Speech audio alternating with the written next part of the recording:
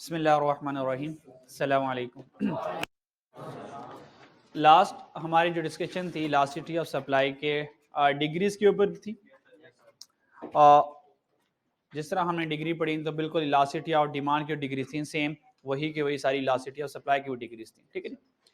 Next हमारा आज का टॉपिक है determinants affecting elasticity of supply. कौन कौन से ऐसे फैक्टर्स हैं जिससे इलास्टिसिटी ऑफ सप्लाई चेंज होगी, या तो सप्लाई इलास्टिक होगी या तो सप्लाई इन इलास्टिक होगी।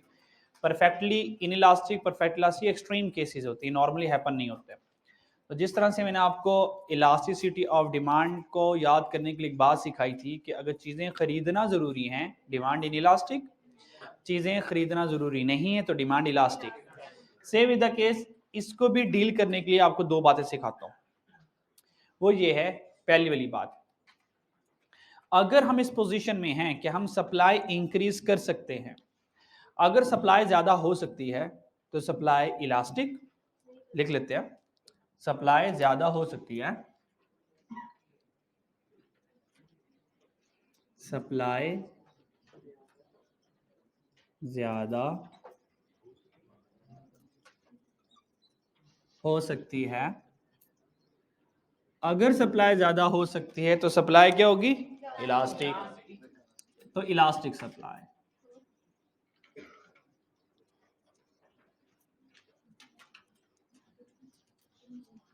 और इसका रिवर्स, अगर सप्लाई फौरन से ज्यादा नहीं हो सकती, मैं इस पोजीशन पर नहीं हूं कि मैं मोर सप्लाई इकोनॉमी में लेकर आऊं, मार्केट में लेकर आऊं, अगर सप्लाई ज्यादा नहीं हो सकती तो सप्लाई विल बी इनइलास्टिक। तो अगर सप्लाई ज्यादा नहीं हो सकती तो सप्लाई विल बी इनइलास्टिक। देखिए ये जरा बात याद होती है हमें। अगर ये बात हमें याद हो गई तो इसका मतलब हमें सारे के सारे डिटर्मिनेंट्स भी तैयार हो गए। ठीक हो गया जी।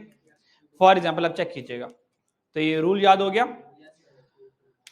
Cost of production, cost of production का मतलब होता है चीजें बनाने की कॉस्ट। अगर कॉस्ट ऑफ प्रोडक्शन कम लग रही है, चीजें सस्ती बन रही हैं, बताएं मैं और ज्यादा बना सकता हूं? तो सप्लाई क्या हो जाएगी, इलास्टिक। सप्लाई क्या हो जाएगी।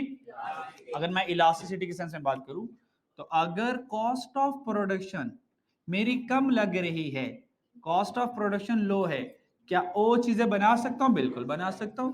Then supply will be elastic. और अगर cost of production high, cost of production ज्यादा लग रही है, यानी कि चीजें महंगी बन रही हैं, तो मैं ज्यादा बना पाऊंगा, कम बना पाऊंगा? कम। इसका मतलब अगर कॉस्ट ऑफ प्रोडक्शन हाई है तो वह चीजें ज्यादा बना नहीं सकता। क्या ख्याल है? तो उस केस में मेरी इलास्टिसिटी क्या हो जाएगी, बिल्कुल कॉस्ट ऑफ प्रोडक्शन हाई है तो इलास्टिसिटी ऑफ सप्लाई, मुश्किल बात तो नहीं थी, आसान थी। नेक्स्ट डिटर्मिनेंट है number of firms. Number of firms का मतलब होता है, firms mean producer, manufacturer, seller. अगर नंबर ऑफ फर्म ज्यादा हो जाए, मार्केट में दो दुकानदार थे, तीसरा दुकानदार आया, क्या मार्केट में सप्लाई इंक्रीज हुई? चौथा दुकानदार है और सप्लाई इंक्रीज हुई, पांचवा दुकानदार आया और सप्लाई इंक्रीज हुई। इसका मतलब नंबर ऑफ प्रोड्यूसर आते जाएंगे, कह सकता हूं सप्लाई ज्यादा हो रही है। और अगर सप्लाई ज्यादा हो रही है तो इलास्टिसिटी विल बी इलास्टिक। तो नंबर ऑफ फर्म्स अगर ज्यादा हो रही हैं, नंबर ऑफ फर्म्स अगर इंक्रीज हो रही हैं, सप्लाई विल बी इलास्टिक। और अगर नंबर ऑफ फर्म्स कम हो रही हैं, सप्लाई विल बी इनइलास्टिक। यहां तक कोई प्रॉब्लम? आसान है। अभी चलते, अवेलेबिलिटी ऑफ स्टॉक।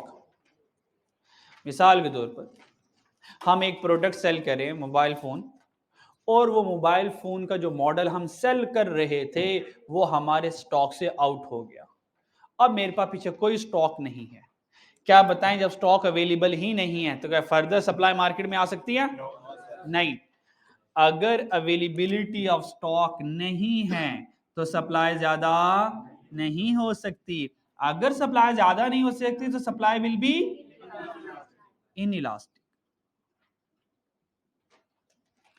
और अगर मेरे पास स्टॉक अवेलेबल है, इसका मतलब मार्केट में जितनी भी डिमांड थी वो पूरी हो गई, फर्दर डिमांड आ रही है, तो मेरे पास स्टॉक पड़ा हुआ था, तो सारा के सारा स्टॉक जब मैं मार्केट में लेकर आऊंगा, आपको पता है जो स्टॉक होता है ये नॉट फॉर सेल होता है, स्टॉक सप्लाई नहीं होती, लेकिन वो स्टॉक होता है एक्चुअली मार्केट के लिए ही पड़ा होता है, जरूरत के अकॉर्डिंग हमने रखा होता है।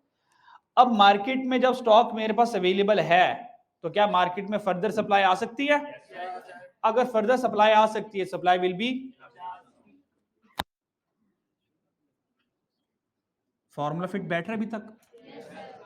सही जा रहा है अभी तक। तो आगे चलते हैं, देखते हैं कहां तक फॉर्मूला हमारा साथ देता है। जहां तक इसने हमें साथ दिया ठीक है, जहां पे नहीं साथ देगा फिर इंशाल्लाह फॉर्मूला बदल लेंगे हम, ठीक है जी। स्पेयर कैपेसिटी, स्पेयर कैपेसिटी का मतलब क्या है? काम करने की कैपेसिटी। फॉर एग्जाम्पल, मिसाल के तौर पर हमारी जो लेबर काम कर रही है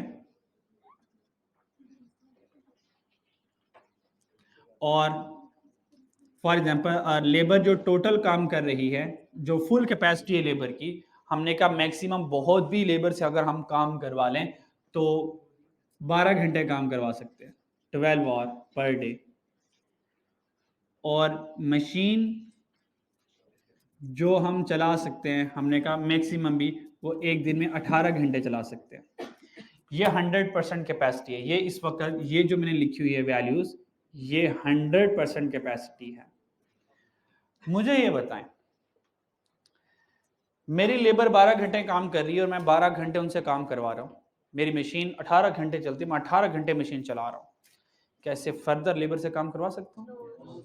इससे ज्यादा मशीन चला सकता हूँ, इसका मतलब इससे ज्यादा चीजें बना सकता हूँ। तो अगर मैं फुल कैपेसिटी पे चल रहा हूं, इससे ज्यादा ह्यूमन लिमिटेशन है, मैं 12 घंटे ज्यादा काम नहीं करूंगा। अगर मैं उनसे काम करवाऊंगा तो मैं सारा काम खराब कर दूंगा। क्या ख्याल है? इसका मतलब अगर फुल कैपेसिटी पे चल रहे हैं तो फर्दर चीजें प्रोड्यूस करना पॉसिबल नहीं है। इसका मतलब सप्लाई ज्यादा होगी या कम होगी? यानी कि सप्लाई ज्यादा नहीं हो पाएगी। तो कह सकता हूं, अगर स्पेयर कैपेसिटी मेरे पास अवेलेबल नहीं है, यानी कि नो स्पेयर कैपेसिटी है, सप्लाई विल बी इनइलास्टिक, क्योंकि मैं फर्दर काम नहीं कर सकता। और अगर इसके रिवर्स देखें, लेबर 12 घंटे काम कर रही है पर हम उनसे 9 घंटे काम करवा रहे हैं, मशीन 8 घंटे के बजाय मशीन 16 घंटे चल रही है, क्या मैं लेबर से फर्दर 3 घंटे काम करवा सकता हूँ? क्या मैं मशीन को फर्दर 2 घंटे तक और चला सकता हूँ? इसका मतलब क्या फर्दर चीजें बन सकती हैं? क्या फर्दर और सप्लाई आ सकती है? अगर हमारे पास स्पेयर कैपेसिटी अवेलेबल है तो सप्लाई विल बी इलास्टिक। क्या ख्याल है? स्विचिंग रिसोर्सेज, हमने कहा जो एटलस होंडा वाले हैं वो बाइक्स बनाते हैं, और एटलस होंडा वालों ने कहा हम अपनी एक bike manufacturing unit for example Multan खोलना चाहते हैं, ठीक है जी। तो उन्होंने लाहौर वाली लेबर से बात की कि भाई हम ना मुल्तान में एक यूनिट ओपन करना चाहते हैं, are you willing to go Multan? तो उन्होंने कहा बिल्कुल भी नहीं, हम अपनी फैमिली को नहीं छोड़ के जा सकते, और हम जो भी काम करें हमें घर को शाम को वापस घर के आना पड़ता है, तो हम मुल्तान पे अगर रहेंगे तो ठीक है, फिर हमें वहीं पे रहना पड़ेगा, तो हम ऐसा नहीं चाहेंगे, हमें रोज घर वापस आना पसंद है, तो हम मुल्तान जाने के लिए विलिंग नहीं है। इसका मतलब अगर मेरे रिसोर्सेज में लेबर या मशीनरीज या रिसोर्सेज मेरे मूवेबल नहीं है, शिफ्ट नहीं हो रहे, क्या मुल्तान में मैं बाइक यूनिट लगा सकता हूँ? नहीं नहीं नहीं नहीं लगा सकता, मेरी लेबर जाने के लिए तैयार नहीं है। वहां से जो लेबर मिलेगी मेरे भाई वो ट्रेन नहीं होगी ना, यहाँ पे मेरी ट्रेन लेबर है। यहाँ की मेरी जो लेबर वो जानती है कि मैन्युफैक्चरिंग किस तरह से करनी है, पार्ट्स किस तरह से एडजस्ट करने हैं, वो सारा मैकेनिज्म उन लेबर को पता है, वो स्किल्ड है। जो मेरी लाहौर वाली लेबर है या कराची वाली लेबर है, स्किल्ड है, ट्रेंड है। पहले तो मुल्तान में जाकर अगर मैं मैन्युफैक्चरिंग यूनिट करूँ न्यू लेबर के साथ, पहले न्यू लेबर को मुझे ट्रेन करना पड़ेगा, समझाना पड़ेगा, और वो गलतियां इतनी करेंगे, हम कहेंगे इतना वक्त नहीं है हमारे पास सिखाने सिखाने का, ठीक है जी। तो उन्होंने रिफ्यूज कर दिया। अगर उन्होंने रिफ्यूज कर दिया तो हमारे रिसोर्सेज स्विचेबल नहीं है, मूवेबल नहीं है, तो इस केस में मुल्तान में मैन्युफैक्चरिंग यूनिट लग ही नहीं सकता और मुल्तान में सप्लाई इंक्रीज नहीं होगी। इसका मतलब अगर हमारे रिसोर्सेज मूवेबल नहीं है, स्विचिंग नहीं है, सप्लाई इंक्रीज नहीं होगी, सप्लाई विल बी इनलास्टिक। तो उन्होंने रिफ्यूज कर दिया। हमने कहा हमने कहा भाई बात तो सुन लो, अगर आप मुल्तान जाने के लिए विलिंग हो जाएं, हम आपको, आप जो सैलरी ले रहे हैं हम उसमें से 50% और आपको इंक्रीमेंट करके देंगे, वहां पे रहाई सारी कंपनी की होगी, और हर 15 दिन बाद अब घर आ सकते हैं, हम आपको एक छुट्टी भी देंगे, और इसके साथ साथ जो कन्वेंस होगी वो भी कंपनी की गाड़ी होगी। ठीक है जी, नहीं तो उन्होंने कहा इतना भी हम घर वालों के बगैर नहीं रह सकते। बिल्कुल रह सकते हैं, बताओ मुल्तान जाना कब है? ठीक है जी। अगर रिसोर्सेज स्विचेबल हैं, अब देखिए सारी की सारी टीम मुल्तान जाने के लिए विलिंग है, अब रिसोर्सेज स्विचेबल हैं, अब मैन्युफैक्चरिंग हो सकती है, सप्लाई ज्यादा हो सकती है, ठीक है। तो अगर स्विचिंग रिसोर्सेज हैं तो सप्लाई ज्यादा हो जाएगी, supply will be elastic. Time of production, अगर टाइम ऑफ प्रोडक्शन शॉर्ट है, मैं जल्दी चीजें बना लेता हूं, तो जब वो खत्म हो जाएंगी वो दोबारा से जल्दी बन जाएंगी। क्या ख्याल है? मिसाल के तौर पर मोबाइल का स्टॉक खत्म हो गया, मोबाइल की और डिमांड आ रही है, उस और डिमांड को पूरा करने के लिए हमने रातों रात रॉ मटेरियल मंगवाया, एक्स्ट्रा लेबर मंगवाई, कैपिटल को एक्स्ट्रा चलाया, हमने मैन्युफैक्चरिंग रातों रात स्टार्ट कर दी, और हफ्ते के अंदर अंदर दोबारा स्टॉक मार्केट में आ गया। Is it possible? Yes possible, क्योंकि इंडस्ट्रियल प्रोडक्ट हमारे कंट्रोल में होती है, और इंडस्ट्रियल प्रोडक्ट की जो प्रोडक्शन होती है वो शॉर्ट रन में होती है, वो जल्दी हो जाती है। अगर प्रोडक्शन टाइम शॉर्ट है, यानी कि चीजें जल्दी बन जाती हैं, क्या मैं और बना सकता हूं? बिल्कुल बना सकता हूं। अगर शॉर्ट टाइम है, जल्दी जल्दी चीजें बन जाती हैं, इसका मतलब मैं फर्दर बना सकता हूं, सप्लाई ज्यादा हो सकती है, सप्लाई ज्यादा हो जाएगी, और अगर सप्लाई ज्यादा हो जाएगी supply will be elastic. Agriculture product के बारे में क्या ख्याल है? क्या वो भी जल्दी जल्दी एग्रीकल्चर प्रोडक्ट्स बन जाती हैं? बिल्कुल नहीं। मतलब अगर हम गंदम की फसल की बात करें तो कम से कम 3 से 3.5 माह लगते हैं एक फसल को प्रॉपर तैयार होने में। तो अगर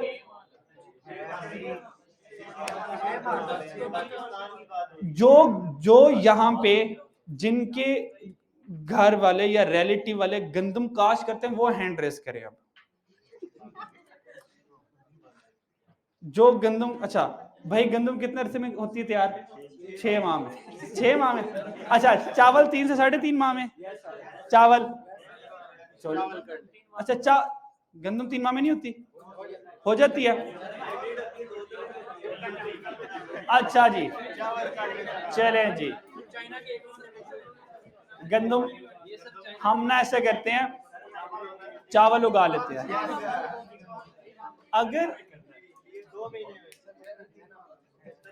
अगर हम चावल की बात कर लें तो कम से कम 3 से 3.5 माह में एक फसल तैयार होती है।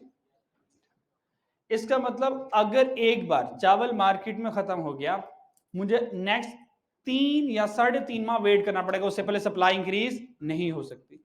इसका मतलब अगर प्रोडक्शन टाइम लॉन्ग है, जैसे कि एग्रीकल्चर प्रोडक्ट्स है, इनका प्रोडक्शन टाइम लॉन्ग होता है। चले इससे भी हम आगे चलते हैं।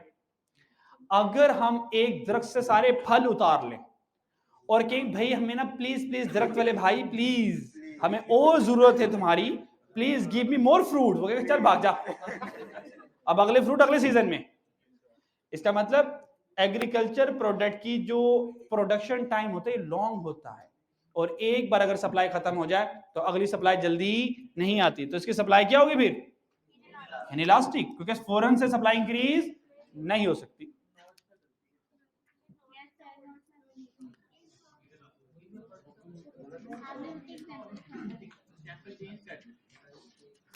सप्लाई ज्यादा नहीं हो सकती जल्दी, तो supply will B supply inelastic. मैं नोट्स वाली रीडिंग कर देता हूँ, जरा कोई प्रॉब्लम होगी तो फिर इंशाल्लाह उसको सही कर लेते हैं। चलें जी, अब सुन लें। Some good take short time to complete their production process, have elastic supply, यही लिखा हुआ है। फॉर एग्जाम्पल एग्रीकल्चर प्रोडक्ट, हाँ यहाँ पे ना सिर्फ एग्जाम्पल आगे पीछे हो गई, यहाँ पे एग्रीकल्चर प्रोडक्ट की जगह लिख ले इंडस्ट्रियल प्रोडक्ट। फिर रिवर्स में some good take long time to complete, have inelastic supply, for example agriculture product। बस एग्जाम्पल को चेंज कर लो। ये हमारे डिटरमिनेंट सारे कंप्लीट हो गए। नेक्स्ट चलते हैं, time and elasticity of supply. Time में और इलास्टिसिटी ऑफ सप्लाई में क्या रिलेशनशिप है? वक्त आज से पहले दो तरह का था, एक शॉर्ट रन और एक लॉन्ग रन। आज तीसरी तरह का एक वक्त आ गया, very short run. Very short run को ना मोमेंट्री पीरियड या मोमेंट्री मार्केट भी कहते हैं। क्या कहते हैं? मोमेंट्री।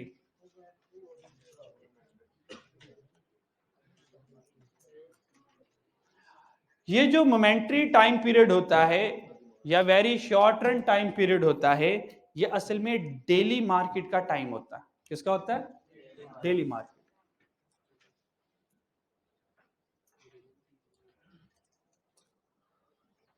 मिसाल के तौर पे मैंने आपको एग्जांपल दी थी कि अगर एक फ्रूट वाला है, वो सुबह मंडी जाता है, फ्रूट मंडी जाता है और वहां से फ्रूट खरीदता है और फ्रूट खरीद के बेचता है। अगर वो मिसाल के तौर पर दोपहर 1 बजे तक सारे फ्रूट को बेच दे, उसके बाद जब दोबारा मंडी जाएगा तो मंडी में कुछ भी नहीं होगा। इसका मतलब है अगर वो 1 बजे सारे के सारे फ्रूट सेल कर चुका है, अब वो सीधा घर जाएगा, क्योंकि दोबारा मंडी में प्रोडक्ट या स्टॉक अवेलेबल नहीं होगा, क्योंकि उस दिन की सप्लाई सुबह आ चुकी थी, अब अगले दिन की सप्लाई अगले दिन आनी है। तो मुझे ये बताएं, in very short run daily market में जो एक मरतबा सुबह के टाइम सप्लाई आ गई, क्या वो दिन के और थोड़े से वक्त गुजरने के बाद सप्लाई वो ज्यादा हो सकती है? यानी कि हर रोज एक लिमिटेड सप्लाई मार्केट में आती है, वो जितनी आएगी पूरे दिन उतनी ही सप्लाई होगी, इससे ज्यादा नहीं हो सकती। तो जो डेली मार्केट में टाइम और इलास्टिसिटी ऑफ सप्लाई में रिलेशनशिप होता है, वो परफेक्टली इनइलास्टिक होता है, परफेक्टली इनइलास्टिक। यानी कि जो सप्लाई एक मर्तबा आ गई, उसने जरा बराबर चेंज नहीं होना। बात समझ लगी मेरी? नेक्स्ट चलते हैं शॉर्ट रन। शॉर्ट रन में हमारे कुछ, या अब इसमें और इसमें ना आपने फर्क रखना जरा, इन शॉर्ट रन और लॉन्ग रन में इनमें फर्क रखना जरा, वरना कंफ्यूज हो जाएंगे। ये प्रोडक्शन टाइम है कि चीजें कितनी देर में बनती हैं। चीजें जल्दी बनेंगी, ज्यादा बना लूंगा, सप्लाई इलास्टिक। चीजें देर से बनती हैं, कम बनाऊंगा, सप्लाई इनइलास्टिक। ये प्रोडक्शन का टाइम है। शॉर्ट रन का मतलब ये है, आपको बताया था कि हमारे कुछ factor of production remain constant है। Factor of production remain constant है। बात समझ आ रही है? और लॉन्ग रन का मतलब है मेरे सारे फैक्टर वेरिएबल हो गए। ठीक है? अच्छा, शॉर्ट रन में सप्लाई क्या होती है? शॉर्ट रन में सप्लाई का बिहेवियर ये होता है, मिसाल के तौर पर गवर्नमेंट ने कहा कि इस मार्च में कि हम 1 महीने के लिए बसंत की इजाजत दे देंगे, यू कैन फ्लाई काइट्स। ठीक है जी? अब होगा क्या? अच्छा जी, अब ये जो डिमांड आई, ये 1 महीने की आई। हमें पता कि 1 महीने के लिए हमें गुड़ियां उड़ाने का मौका मिला, और अब जो तो गुड्डे पतंग अच्छा जी, हमें जो काइट्स उड़ाने का मौका मिला वो 1 माह मिला। अब प्रोड्यूसर को ये पता कि 1 माह लोगों ने ये काइट्स उड़ानी है, उसके बाद खत्म सिलसिला, एंड हो जाना, बैन लग जाना उसके बाद। मुझे ये बताएं, अब उस 1 माह की डिमांड को पूरा करने के लिए प्रोड्यूसर क्या करेगा? अपने स्पेयर कैपेसिटी, अपने एग्जिस्टिंग रिसोर्सेज को यूज करेगा, पूरा करेगा, और क्या करेगा? काइट्स बनाना शुरू कर देगा, फिर डोर बनाना शुरू कर देगा। उनको पता है भाई 1 माह के लिए सारा कुछ होने वाला। तो वो 1 माह में जब अपने एग्जिस्टिंग रिसोर्सेज को इस्तेमाल करेगा, वो ज्यादा हद तक तो नहीं काइट्स बना सकता ना, यानी कि एक लिमिटेड हद तक बनाएगा। क्या सप्लाई बहुत ज्यादा हो सकती है इससे? नहीं। तो इस केस में सप्लाई इन इलास्टिक रहेगी। इस केस में सप्लाई क्या रहेगी? तो शॉर्ट रन में सप्लाई क्या होगी? In elastic. ये इन इलास्टिक इस वजह से नहीं है कि मेरे पास प्रोडक्शन टाइम क्या है, ये इन इलास्टिक इस वजह से है मेरे पास फिक्स फैक्टर है, मैं अपने लिमिटेड रिसोर्सेज को यूज कर रहा हूं। ये इलास्टिक है फिक्स्ड रिसोर्सेज की वजह से, फिक्स्ड रिसोर्सेज की वजह से। तो फिक्स्ड रिसोर्सेज को यूज करूंगा तो सप्लाई भी फिक्स रहेगी, वो ज्यादा इंक्रीज नहीं हो सकती जरूरत से ज्यादा। तो शॉर्ट रन में सप्लाई क्या होगी? In elastic. इसका रिवर्स केस लेकर गवर्नमेंट ने कहा पूरे साल आप काइट्स उड़ा सकते हैं, पूरे साल। खैर गवर्नमेंट कभी ऐसा नहीं कहेगी, लेकिन मिसाल के तौर पर कह दे कि पूरे साल आप काइट्स उड़ा सकते हैं। अब प्रोड्यूसर कहेगा भाई अब एग्जिस्टिंग रिसोर्सेज से, अब दाएं बाएं से रिसोर्सेज को पूरा करके डिमांड पूरी नहीं कर सकते, अब वो क्या करेंगे? अब एक प्रॉपर छोटी मोटी वो सेटअप लगाएंगे, पूरी फैक्ट्री लगाएंगे जहां पे प्रॉपर डोरे बन रही होंगी, जहां पे प्रॉपर काइट्स बन रही होंगी, ठीक है। एक पूरा मैकेनिज्म होगा, फिर एक डिजाइनिंग फेज होगा, फिर डिजाइनिंग करनी होगी, एक प्रॉपर सिस्टम बन जाएगा ऐसे, यानी कि एक पूरा का पूरा प्रोडक्शन यूनिट बनेगा ये। और जब फैक्ट्री लग गई, छोटा सेटअप लग गया, अब भाई जितनी मर्जी प्रोडक्शन करते रहो, और जितनी मर्जी प्रोडक्शन करते रहो। तो लॉन्ग रन में मुझे ये बताएं कि सप्लाई इनइलास्टिक होगी या इलास्टिक होगी लॉन्ग रन में? क्यों? क्योंकि अब हम सारे रिसोर्सेज यूज कर रहे हैं, हमने एक फैक्ट्री सेटअप लगा ली, अब प्रोडक्शन जितनी मर्जी करते रहो। तो इन लॉन्ग रन में सप्लाई भी इलास्टिक, सप्लाई इलास्टिक। मेरे भाई मुश्किल था, आसान था? यहाँ तो कोई सवाल है तो मुझसे पूछ ले, फिर मैं आगे चल रहा हूँ।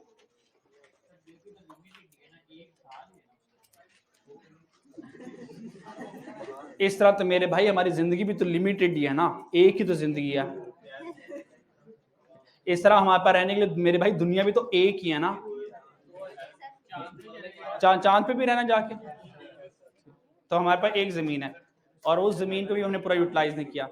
इसका मतलब ये इस केस में सप्लाई इससे ज्यादा हो सकती है, बस सिर्फ इतनी सेंस रखें, ज्यादा दिमाग पे जोर नहीं डालना, ठीक है। और किसी कोई सवाल हो? कोई सवाल नहीं?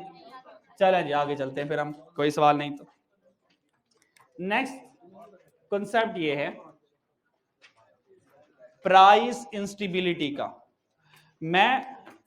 हम प्राइस इंस्टेबिलिटी को समझेंगे एक ग्राफ बनाकर, लेकिन एग्जामिनर यहां से एक एमसीक्यूज पूछेगा, और एमसीक्यूज पूछेगा ज़बानी कलामी।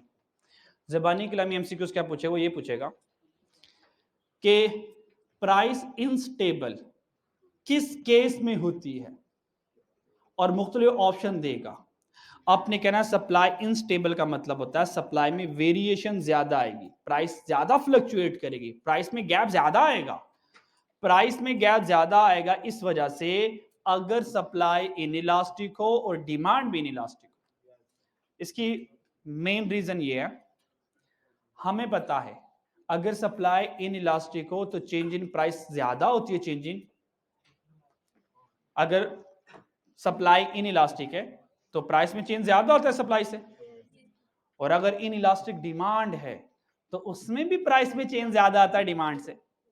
तो अगर सप्लाई भी इनइलास्टिक हो जाए मार्केट में और डिमांड भी इनइलास्टिक हो जाए तो ओवरऑल प्राइसेस में गैप ज्यादा नहीं आएगा। तो सिंपल सा आंसर ये होगा, वो पूछेगा कि प्राइस इंस्टेबिलिटी किस केस में सबसे ज्यादा होगी। तो आपने ढूंढना है जहां पे लिखा होगा सप्लाई इनइलास्टिक, डिमांड भी इनइलास्टिक। तो प्राइस इंस्टेबिलिटी का सिंगल आंसर ये है, in elastic demand, in elastic supply. In elastic demand, and in elastic supply. अगर मैं इतनी बात करके भी टॉपिक क्लोज कर दूं तो खत्म हो गया टॉपिक, ये वाला इंस्टेबिलिटी प्राइस वाला। इससे ज्यादा हमें जरूरत नहीं है। लेकिन आप कि सर ठीक है, ये तो ज़बानी कलामी यकीन आ रहा है, हालांकि ज़बानी कलामी यकीन नहीं आ रहा है, इसकी बेस के ऊपर मैंने इसका फॉर्मूला लिखवाया कि इन इलास्टिक डिमांड में percentage change in price greater होती है, इन इलास्टिक सप्लाई में percentage change in price greater होती है। लेकिन अगर हम इसको ग्राफ से वेरीफाई करना चाहें, we can verify this law from the graph. तो अगर ग्राफ से देखना चाहें तो बिल्कुल हम ग्राफ से भी वेरीफाई कर सकते हैं। क्या ख्याल है, ग्राफ की जरूरत है हमें? नहीं, नहीं जरूरत है, पक्की वाली बात है।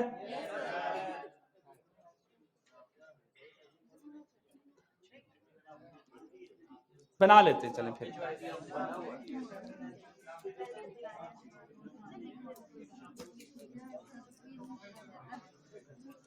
चलें जी, फॉर एग्जाम्पल सप्लाई ये है, सप्लाई ये नॉर्मल सप्लाई है, और हमने कहा कि डिमांड जो है हमारी इन इलास्टिक है। फॉर एग्जांपल हमने एक प्रोडक्ट खरीदने और हर हाल में हमने उसने खरीदनी है। नहीं नहीं, this is in elastic demand, ये सप्लाई इन इलास्टिक डिमांड है। इस वक्त हमारा इक्विलिब्रियम ये बना है, और अगर ये इक्विलिब्रियम है तो ये इक्विलिब्रियम प्राइस है, ठीक है जी, और इक्विलिब्रियम क्वांटिटी। डिमांड कम करके देख लें या ज्यादा करके देखने से कोई टेंशन नहीं है। फॉर एग्जांपल हम डिमांड ज्यादा करके देखते हैं। अगर डिमांड ज्यादा हो गई तो डिमांड ने राइट पर शिफ्ट आना है। ये डिमांड ज्यादा हो गई, जैसे डिमांड ज्यादा हुई हमारा इक्विलिब्रियम अबव मूव कर गया, ऐसे यहां पर पहुंच गया। जब यहां पर पहुंच गया से हमने प्राइस को कंपेयर करना है, P1, तो ये प्राइस में गैप आया है अगर इन इलास्टिक डिमांड है।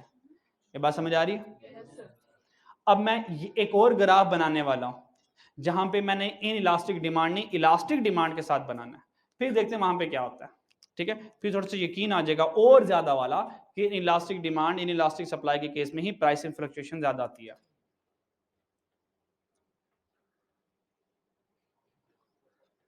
सप्लाई यूनिट इलास्टिक थी तो यहां पे यूनिट इलास्टिक बनाऊंगा, और यहां पे डिमांड इन इलास्टिक बनाई है। अब यहां पे मैं इलास्टिक बनाऊंगा ताकि इन इलास्टिक और इलास्टिक की बाइफर्केशन हो जाए और कंपेयर करना, कंपैरिजन करना हमारे लिए आसान हो जाए।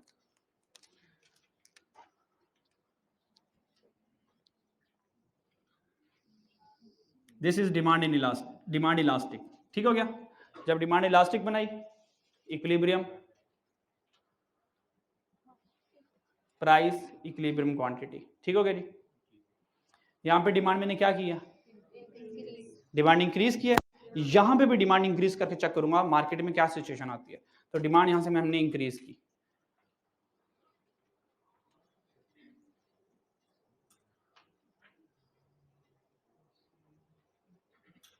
डिमांड हमने यहां से इंक्रीज की। जब हमने डिमांड यहां से इंक्रीज की तो हमारे पास इक्विलिब्रियम यहां पे मूव कर गया और तकरीबन प्राइस लेवल भी सेम आया, तकरीबन उसके बराबर आ गया। तो हमने ये ऑब्जर्व किया, हमने कहा अगर इन इलास्टिक डिमांड है और हमने डिमांड को चेंज किया प्राइस में, उसमें भी गैप ज्यादा, ठीक है जी। फिर हमने यहाँ पे ऑब्जर्व किया, हमने कहा यहाँ पे हमने इलास्टिक डिमांड बनाई है और उसको भी हमने जब राइटवर्ड चेंज किया तो चेंज तो उसमें भी ज्यादा आया। तो इनमें और इनमें अगर हम दोनों को कंपेयर करें तो प्राइसेस में तो गैप सेम आ रहा है। तो ये कैसे चलेगा इन इलास्टिक। अब मैं दोनों कर्व चेंज करने वाला हूं, यहां पे बना लेते हैं तीसरी कर्व। अब मैं जब दोनों में चेंज लेकर आऊंगा फिर फाइनल चेंज हमें मिल जाएगा ऑब्जर्व करने में।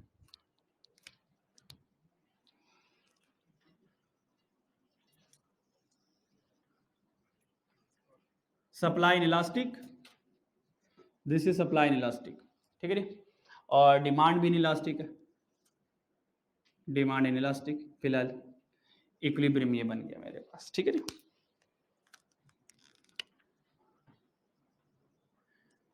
ये इक्विलिब्रियम प्राइस आ गई। इस केस में डिमांड राइटवर्ड जाने वाली है अब।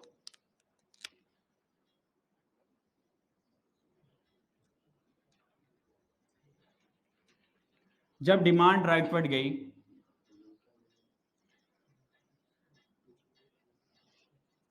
प्राइस में चेंज ये आया P1 और ये प्राइस में गैप आया। ये वो केस था जिसमें डिमांड भी मैंने इनइलास्टिक बनाई है, सप्लाई भी मैंने इनइलास्टिक बनाई है, और डिमांड को चेंज करके देखा प्राइस में ये चेंज आया। अब अगले ग्राफ में दोनों इलास्टिक बनाने वाला हूं, डिमांड भी और सप्लाई भी।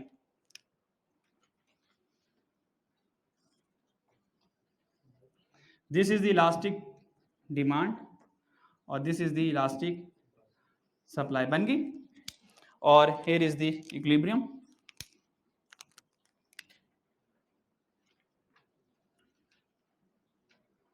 This is price, this is quantity. यहां पे क्या किया था, डिमांड ज्यादा की थी। अब यहां पे डिमांड ज्यादा करते हैं और देखते हैं मार्केट में सिचुएशन क्या आती है।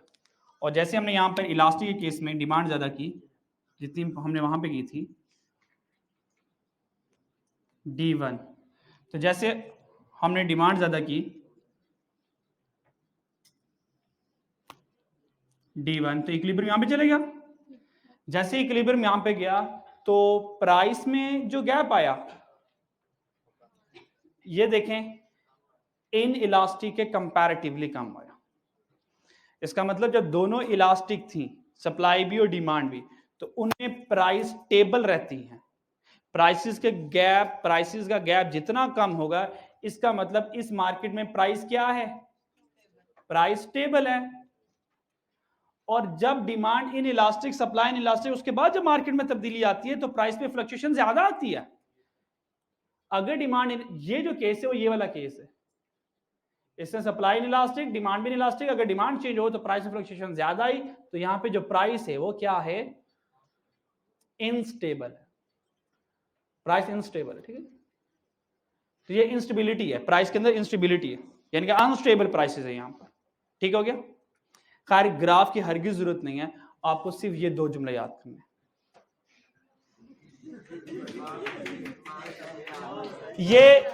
ये ग्राफ इसलिए बनाए ताकि इस वाली बात के ऊपर यकीन ज्यादा आ जाए। सही है।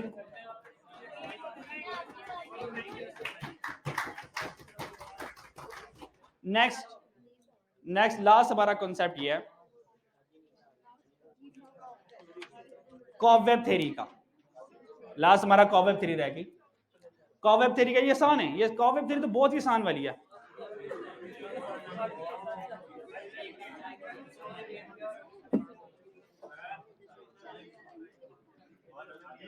वहां नजर नहीं आएगा,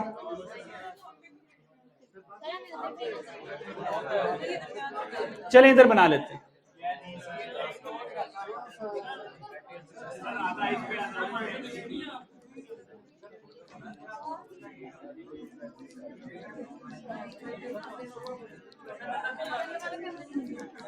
जी नहीं, मैं इधर इधर बना रहा, इधर आ जाएगा, आ जाएगा।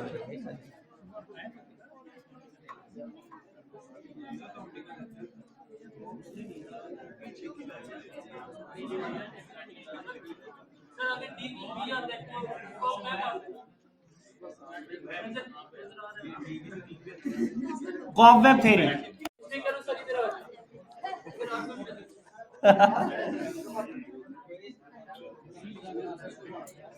चलें जी। कॉबवेब थ्योरी क्या है, सुन लीजिएगा।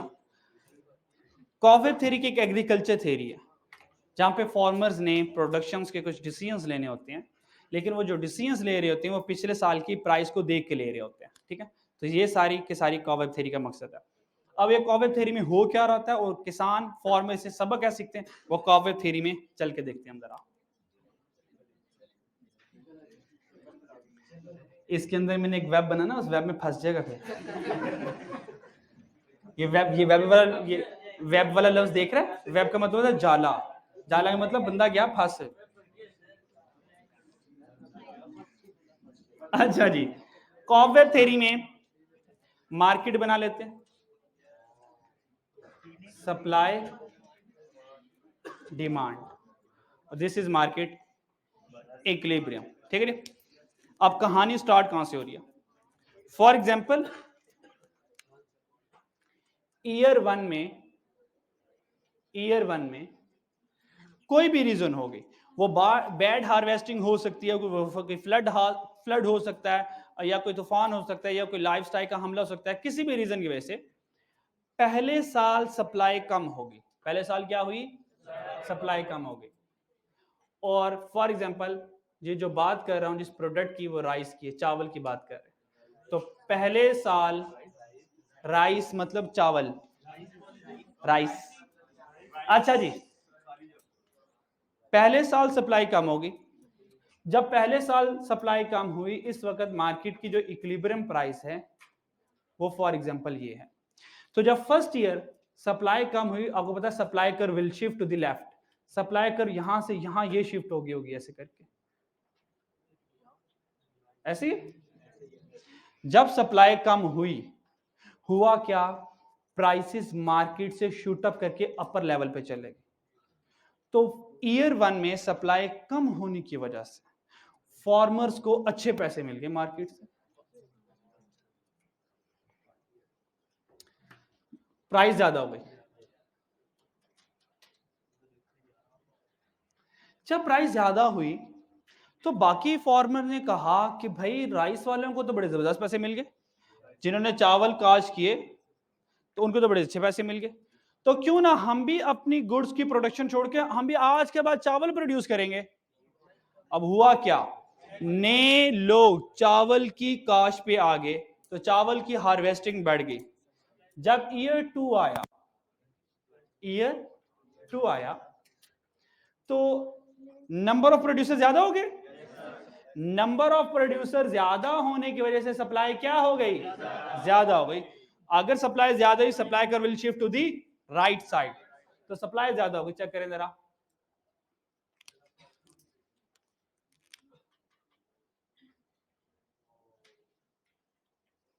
और ये सप्लाई ज्यादा हो गई ईयर टू में। This is the S2। जब सप्लाई ज्यादा हुई, सप्लाई ज्यादा होने की वजह से देखें मार्केट प्राइस डाउन हो गई, मार्केट प्राइस यहां से कम हो गई। अब जैसे ये मार्केट प्राइस कम हुई, ये वाली, तो जो लोग इतने हंसी खुशी आए थे कि हम तो ज्यादा प्राइस लेकर आएंगे, उन सब के मुंह बन गए।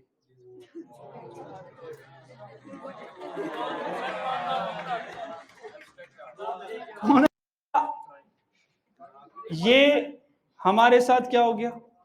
हम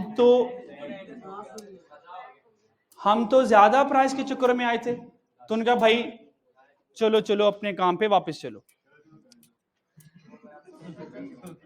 हाँ मेरे भाई बुरा लगता, फिर मैंने कुछ कहना फिर रोना है। और यकीन कर, जब आप लोग रोएंगे तो मैंने आपको सिर्फ रोते हुए सिर्फ एंजॉय करना, चुप भी नहीं कराना। क्या ख्याल है? इसलिए मुझे मौका ना दे मैं कुछ कहूं।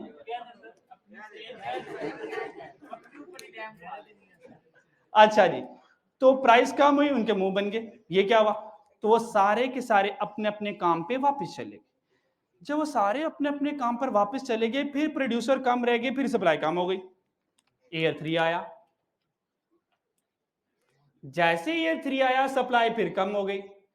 सप्लाई कम हुई, सप्लाई कर लेफ्टवर्ड शिफ्ट कर गई।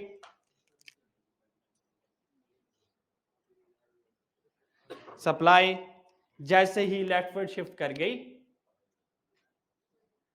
S3 प्राइसेस दोबारा इंक्रीज हो गई। जैसे ही प्राइस दोबारा इंक्रीज हुई, प्रोड्यूसर को फिर लालच आया। अब जैसे ये प्राइस इंक्रीज हुई, तो ये वाले सारे के सारे प्रोड्यूसर खुश हो गए, हैप्पी हो गए।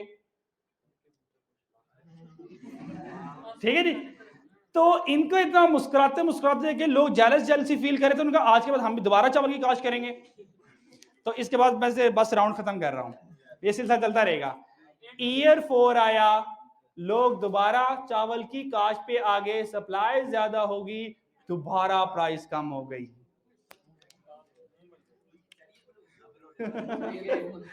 इसके बाद दोबारा ये देखें सप्लाई ज्यादा, जैसी सप्लाई ज्यादा हुई प्राइस दोबारा कम हुई। तो कॉफवेब थ्योरी कहती है, कहते हैं ये वेब बन रहा है, और ये सिलसिला चलता रहेगा जब तक मैं अपने इक्विलिब्रियम तक नहीं पहुंच जाता। उसने कहा, ये देखिए बिल्कुल एग्जैक्ट तकरीबन वेब बन रहा होता है। उसने कहा जब फार्मर पिछले साल की प्राइस के ऊपर डिसीजन लेते ना कि भाई प्राइस ज्यादा मिलेगी, वो आते हैं प्राइस कम हो जाती है, वो जब जाते हैं प्राइस फिर ज्यादा हो जाती है, वो आते हैं प्राइस फिर कम हो जाती है। वो थोड़े अरसे बाद मार्केट का ट्रेंड ही समझ आएंगे ये हो क्या रहा है। उसके बाद फिर वो मार्केट में आएंगे ही उतने जितनी मार्केट की डिमांड होगी। तो ये वो मार खाते खाते समझते समझते एट द एंड वो इक्विलिब्रियम तक पहुंच जाएंगे।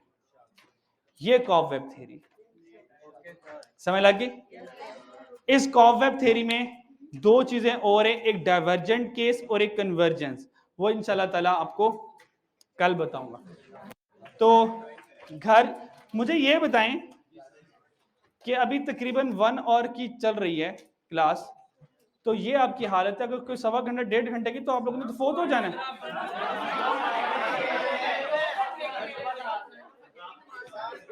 चलें करते हैं इसका कोई बंदोबस्त, ठीक है। आज के लिए आप लोगों ने ये सारा कुछ रिवाइज घर जाके लाजमी करना है। और एक बात सुन लें जरा, आपका सब्जेक्ट हरगिज तैयार नहीं हो पाएगा सही तरीके से अगर आप रोज काम करेंगे और पीछे से रिवीजन भी करेंगे। तो पीछे से रिवीजन करना बहुत ज्यादा जरूरी है। मंडे को टेस्ट भी लेंगे इंशाल्लाह ताला, वो मैं आपको बता दूंगा, ठीक है। आज के लिए इतना काफी है। नेक्स्ट मुलाकात की, अल्लाह हाफिज़।